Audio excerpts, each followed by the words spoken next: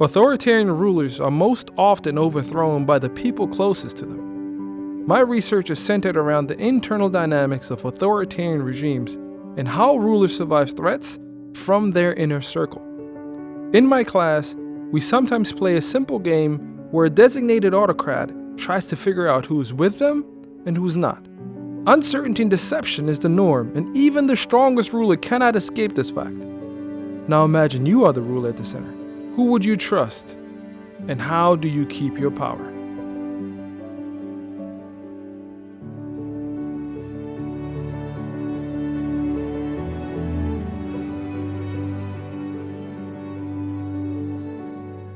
What got me interested is just that region in general that I was interested in. So I'm originally from Eritrea, which at the time was part of Ethiopia. And so an opportunity to do research in that region was really an opportunity for me to learn more about my own background. And so once you start going into a PhD, there's both the sort of your own desire of what drives you, but then also the sort of pragmatic questions of, can you get data? Can you pull off a project?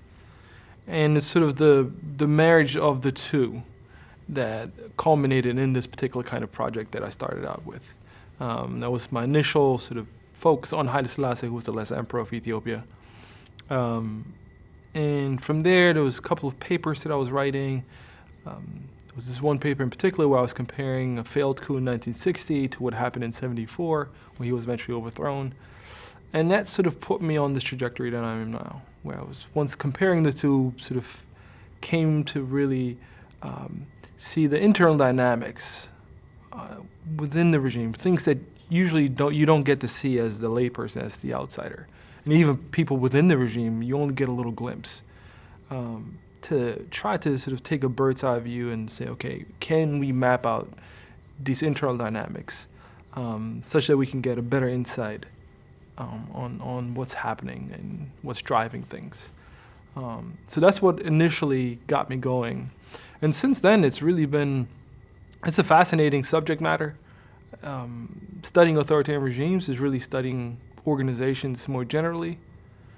And so there are all kinds of questions. I mean, you realize once you get in the field just how little we know, despite authoritarian regimes being much older than democracies or democratic regimes. We know very, very little about authoritarian regimes. And it's starting to change, and more research is being done. But still, generally speaking, we're still very ignorant on how these processes unfold.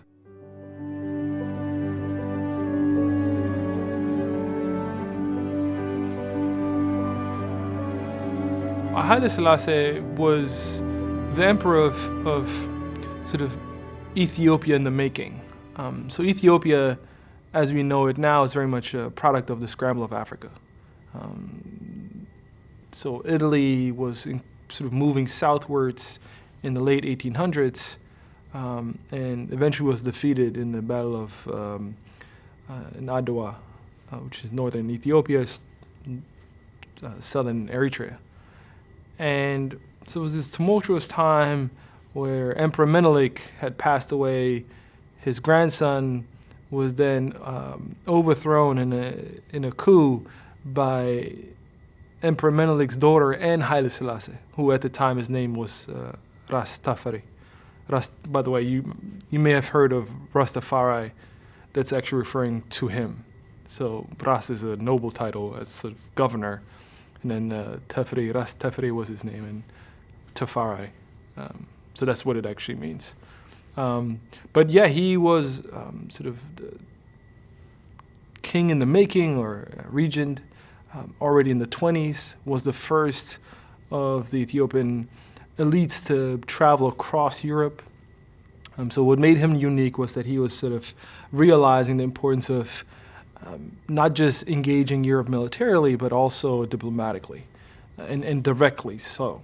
And sort of with the ambition of wanting to, quote unquote, modernize Ethiopia, very much in the vein of Japan. And he was able to get Ethiopia to become part of the League of Nations.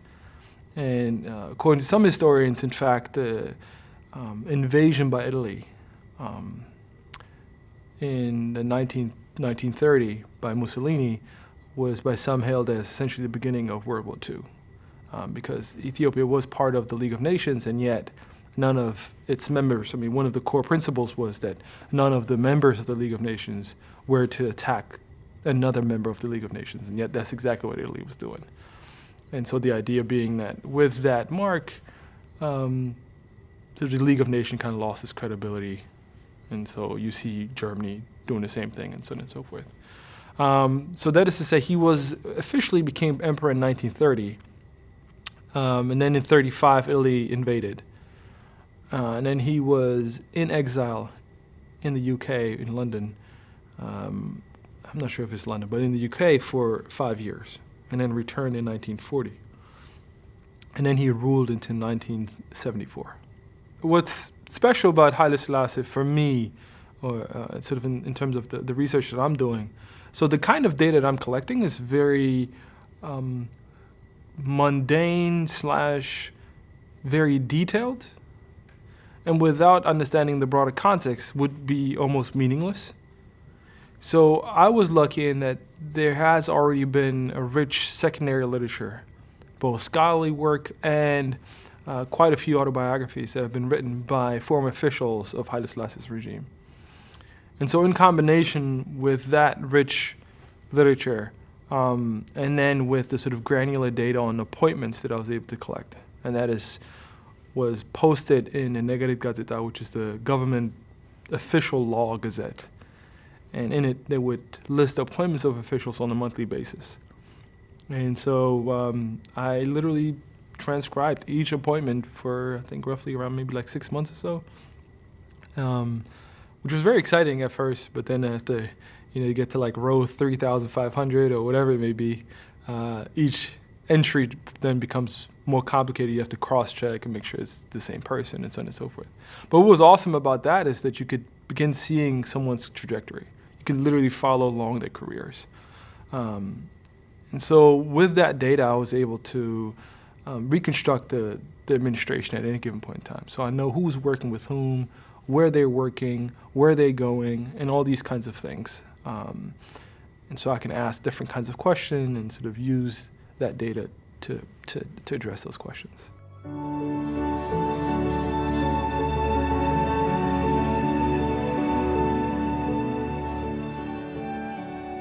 What have I learned?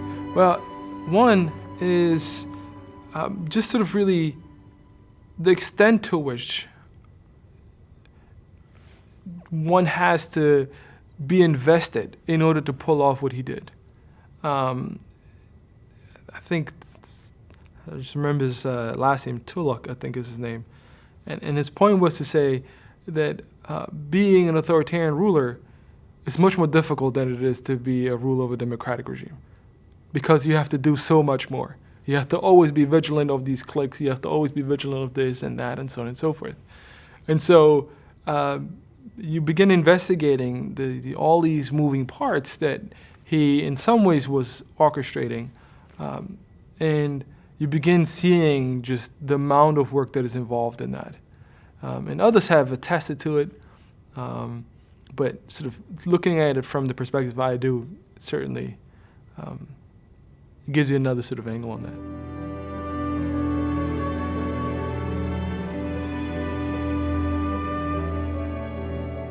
There's no such thing as an all-powerful ruler, at least not in the conventional way that we like to think of it. The idea of when the ruler says jump, then everyone jumps. If the ruler says sit, everyone sits. Right? This idea that someone is so powerful that all actions can be ascribed to that one ruler. All the consequences, all actions related to the regime can be attributed to that one ruler. Which we quickly realize, and you don't even have to talk about authoritarian regimes here. Take any organization. Take any boss. Take even your mom and pop store. Ask yourself, even in that small setting, do you think that the owner of the mom and pop store can control everything that the employees are doing? No. There's all kinds of stuff that's going on that the boss doesn't know. And we're talking an incredibly small setting. Now, amplify that more and more and more. Now you're talking, thousands of people engaged in a very complex organization. So rulers by all means have a lot of power. So Haile Selassie, for instance, had power over appointments. So if he could hire you, he could fire you, he could move you, he could do all kinds of things to you. But whether that now means that he could, for instance, stamp out certain behavior or stamp out opposition or conspiracies, no. Right? So in that respect, no, you're not all powerful, but you are powerful.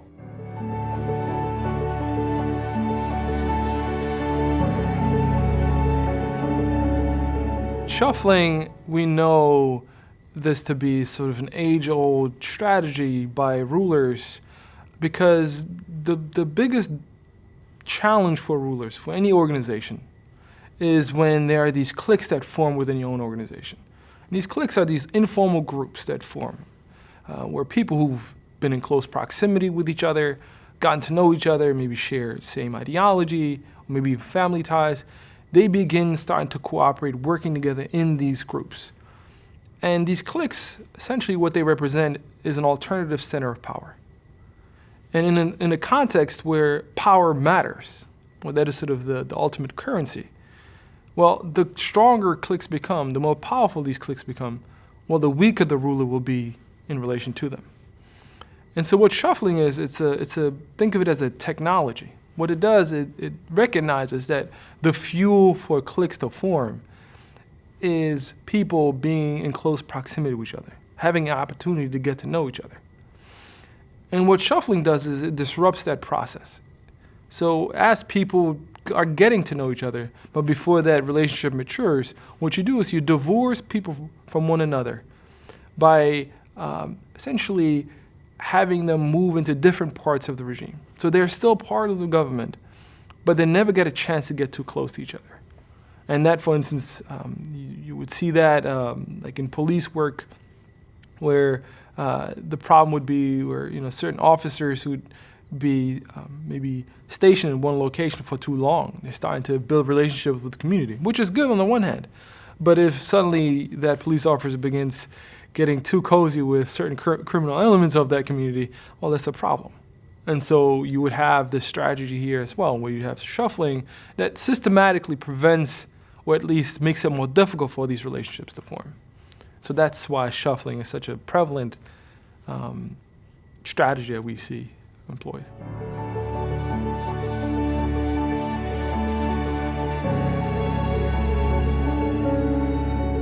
The kind of research that I'm part of, so the community of scholars that are using this granular appointment data, it's growing, but it's still quite small.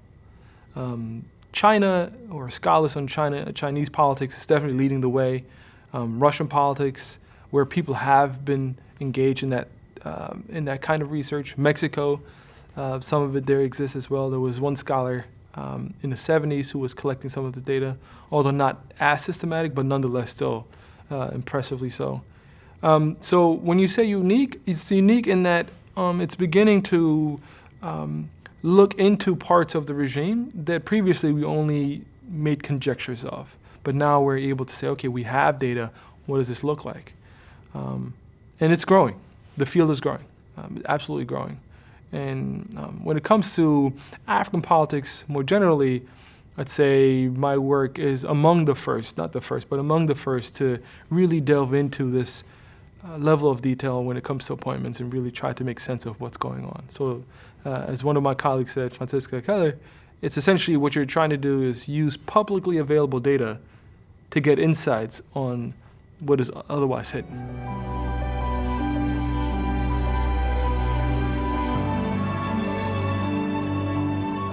Of course, now we're starting to move outside of my sort of area of expertise, but certainly the kinds of dilemmas that you find authoritarian rulers face are the kinds of dilemmas that you find any boss in an organization face, primarily because organization firms are set up and resembling authoritarian regimes in their structure much more so than democracies. Right? You don't have elections. You don't elect your, Mark Zuckerberg wasn't elected in Facebook, right? And that matters in terms of the kinds of dynamics that you see. One, for instance, is like the incentive of getting the truth out of your subordinates. Right? If you have the power to determine their fate? Well, if you ask them, is there something wrong? What is their incentive for them to say, yes, there's something wrong, I messed up? None. They have an incentive to say whatever you want to hear. If you want to hear that everything is going well, they're going to come and say, yes, everything is going well. All right? So what's the problem? Well, here you are, the quote-unquote all-powerful ruler, and you are unable to get the most basic information. Is stuff getting done? Where is the problem? Right? Precisely because you have the power over people's livelihood. And so that kind of dilemma you find in all kinds of different settings, and the different ways that organizational leaders try to deal with it. Maybe instill some kind of trust, maybe give up some of that power, make clear that there will be no consequences for giving bad news, or maybe even having others do the research for you. Here, the podcast that comes to mind is the podcast called Startup. And if anyone who's interested in forming their own company, I would definitely recommend listening to it. But there, it's very prevalent, and this is happening in the context of if there ever was a boss that you wanted to work for, it's that person. And yet even that person is facing that problem when he's asking and not getting the sort of the truth, just because people are wanting to, massage it in a way that's palatable to him. So he has somebody else go and do interviews and learn about what's going on in ways that he could not get that information.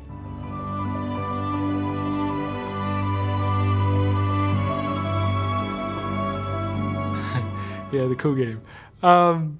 It's a fun game, but it also it's a game that essentially tries to really make vivid the distrust, the politics that you're going to be thrusted in, no matter whether you like it or not.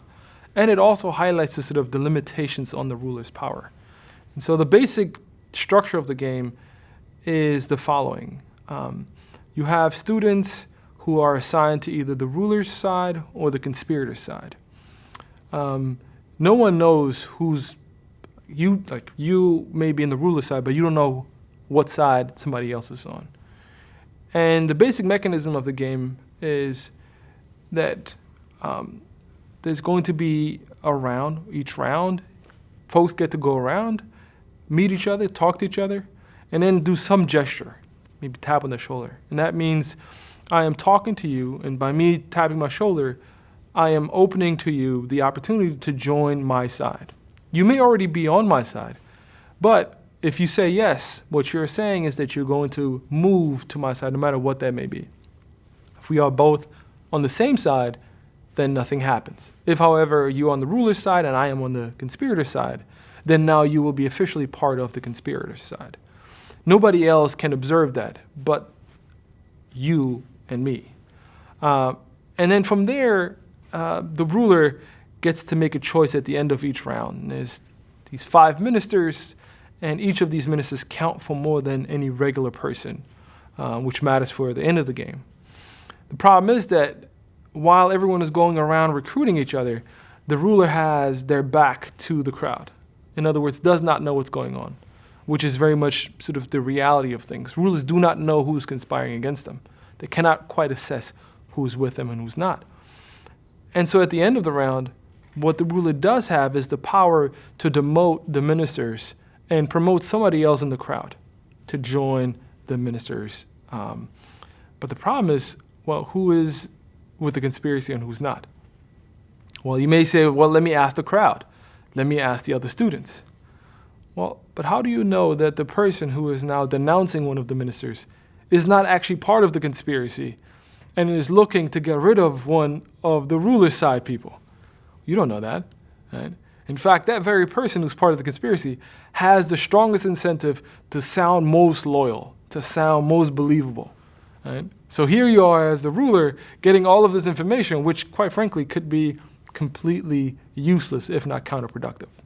And that oftentimes happens in the game where students, well, one of the ministers who their strategy and issue was, I'm just going to stay with the ruler's side because I'm loyal. But then they get embroiled in this politics of blaming and, no, they really are part of the other side. And here they are as ministers, and all they can say is just, no, I'm not. I'm really not. Trust me. And the ruler's look is like, why should I? And next thing you know, they end up getting demoted. And it's happened now several times where the minister who was most loyal, when they get demoted, they make it a point to now join the conspiracy and expand the conspiracy. So again, this sort of the question of how powerful is the ruler? Yeah, the ruler can demote you, can even fire you. But here, the very choice that the ruler makes can come back and haunt the ruler. And it oftentimes happens. So for the students, at the end, you have the ministers now have them close their eyes, everyone in the classroom. And if the majority of the ministers who are on the conspirator side choose to essentially stage a coup, then you divide the class into those who belong to conspiracy and those who belong to the ruler's side, and you count. And whichever has more numbers wins. There's some more caveats to it, some more, but by and large, that's essentially the mechanics of the game. And at the end, you can win something. So that's sort of your incentive why you want to win. But the game drives home that both as a ruler, as a minister, and as just a regular official, you're making your choices with a great sense of ignorance of where everybody else is. And yet you still have to act no matter whether you like it or not. And others can start to sort of get you involved or sort of you get embroiled in this politics, like ministers in this case, even though you didn't want to get involved. And you say to yourself, I'm just going to stay out of it. I'm not going to try to recruit anyone. I'm a disloyal subject. But then the moment someone points their finger at you, now you're in the thick of it. So in other words, you cannot escape this game, whether you like it or not.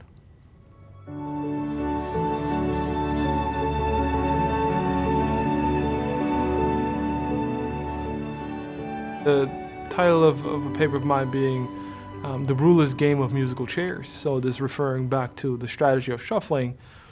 And here, what I was able to do is to investigate a phenomenon that, again, as I said earlier, we know exists. We know that rulers shuffle, but we never really investigated this phenomenon. We just said, well, that's what happens. And so the question was, well, how is it that rulers shuffle their officials? Is it just randomly? What's the process here?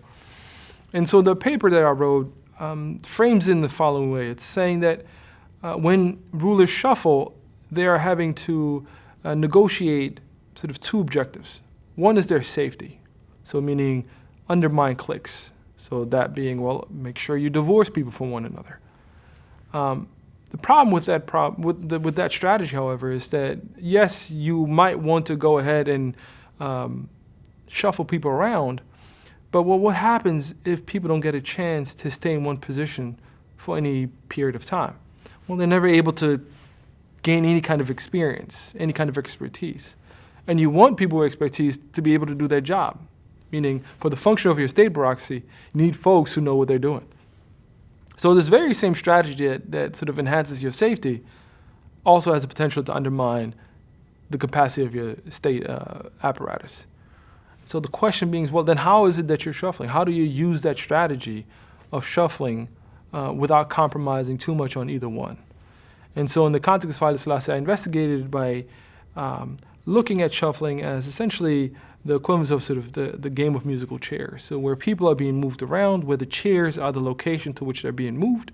And what we can say is that whenever someone is moved from one chair to the other, we say that there's a linkage between those two chairs. And if you look at all of the movements, whenever someone is moved from one chair to the other, at the end what you get is a particular configuration in which these chairs are put together. Some chairs will be much more closely tied together, meaning there's a lot more movement between them, while others don't have any connection with each other at all. And through that approach, essentially network analysis, I was able to sort of see that what Haile Selassie was doing was moving his officials quite frequently, but keeping their movements circumscribed, so within a broader area of the regime. So the people weren't moving randomly, but within certain areas of the regime. And the argument I was making essentially said that what he was doing is divorcing people from one another to ensure his safety to weaken cliques, yet allowing people to gain a broader sense of expertise, which benefited him in the long term.